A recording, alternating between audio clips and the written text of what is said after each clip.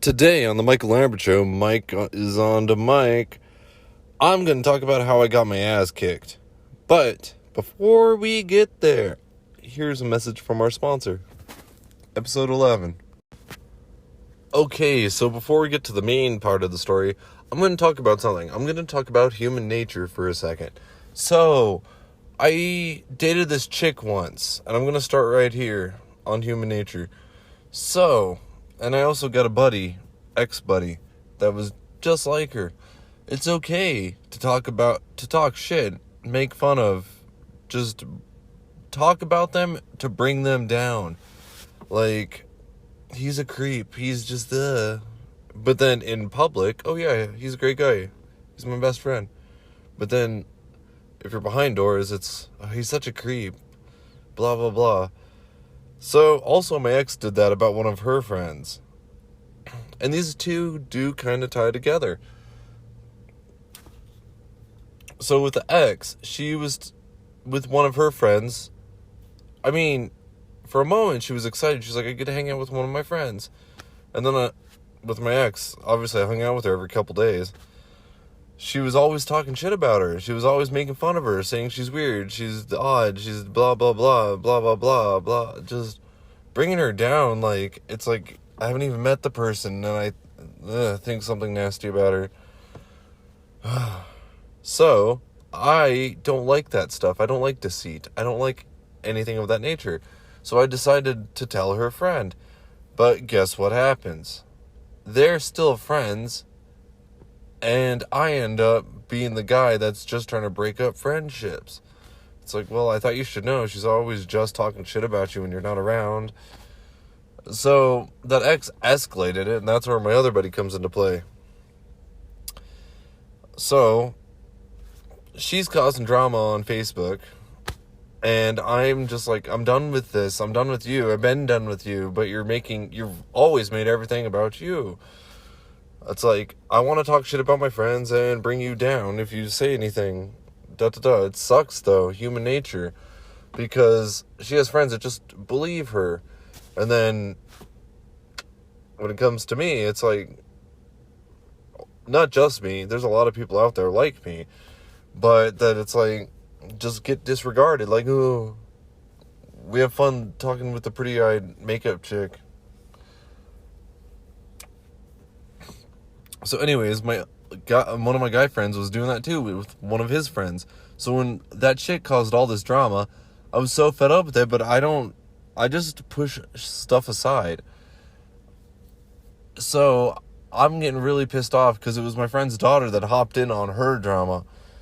So she's like posting on Facebook too, and I'm getting dozens of messages. I'm like, oh my God, I want nothing to do with this. But so then I just straight up say how it all is, and it doesn't help the situation. I'm still the bad guy, because I straight up tell one of the guys what one of his guy friends is doing, and apparently by doing that I treat girls like shit. So like, it just gets bad. Like once you got like a spotlight on you in a way, it just gets worse. It really does. So anyways, sorry about the intermission, guys, but now let's get to the main part of the story about how I almost died once. But I got a few stories like this. This is a different one. So, anyways, my girl at the time flies out and to go see her brother. And on my suggested friends, his brand new wife that he just met a couple months prior popped up, suggested friend. So I just clicked add. And guess what that does? Just clicking add friend on suggested friends.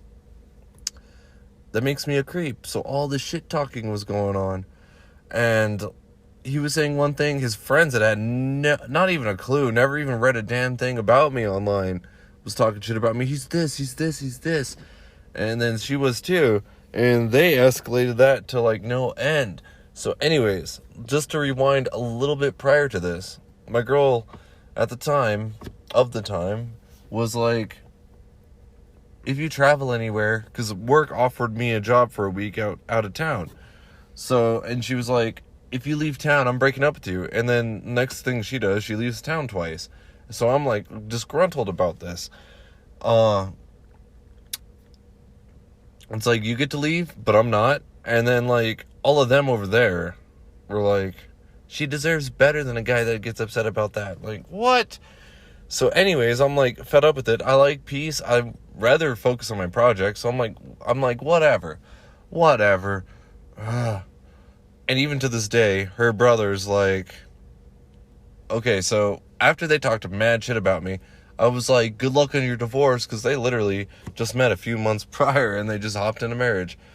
I think, still, personally, I think that's too soon for anybody. There's like nothing personal about that. Nothing personal about that. But he still plays the victim on that. So, human nature, this is how things go in life.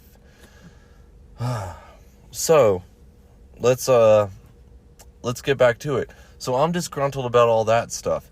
I mean, I've never laid a hand on a girl and my ear is ripped because of girls, but I'm the abusive one. So yeah, human nature. They believe what they hear. They don't believe what's true and stuff. So let's get to it. So I'm fed up with that. I'm like, I'm just going outside and going to drink with the neighbors. Like, I'm just going to give myself something to do, since I don't want to be about this whole controlling thing. And they're just trying to build up how bad of a person I am. I'm like, forget you guys. So I'm hanging out with like these four dudes. Only one of them could barely speak English. They were all Mexican or Latin American. But anyways, this is what went down. So I'm like, I'm just gonna go hang out with them, have a few beers by the tree outside in an apartment complex. So I'm hanging out. We're having a good time, just talking. Personally, without all that drama, I would be inside focusing on my projects. But, so we're talking, we're hanging out, and there's like this young Asian just hanging out with them. And it bothered me, like, she was like a teenage Asian, and it really bothered me. I'm like, why are you hanging out with these like 40-year-olds? So I pulled her to the side and I was like, hey, I'll get you out of here. Like, how can I help? You don't need to be doing this. I don't know how you ended up here, but you don't need to be doing this.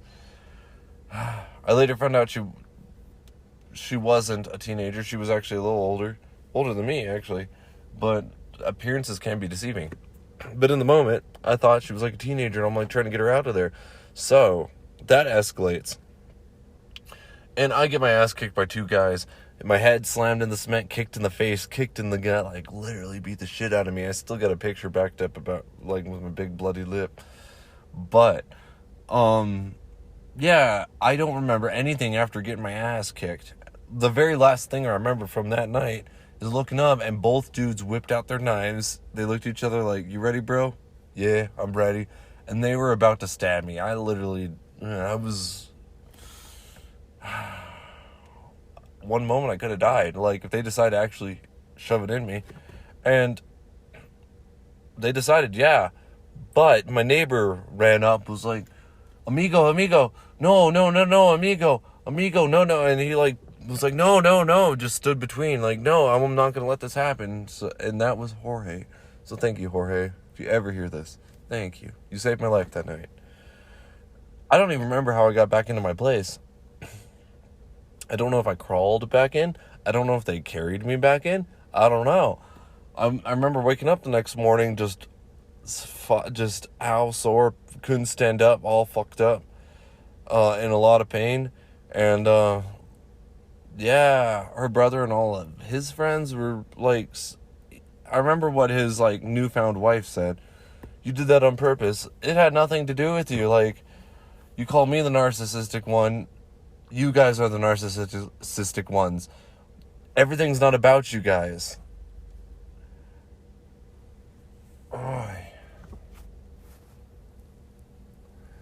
So, I mean, there is many great people out there, but when you come across the bad ones, it's like, oh yeah, that's a headache, and I don't like associating with people. But I know a lot of great people, work with a lot of great people.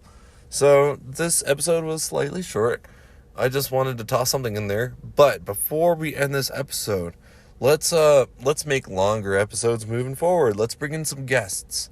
If you can't meet up by the condenser mic, How about we can do a phone call.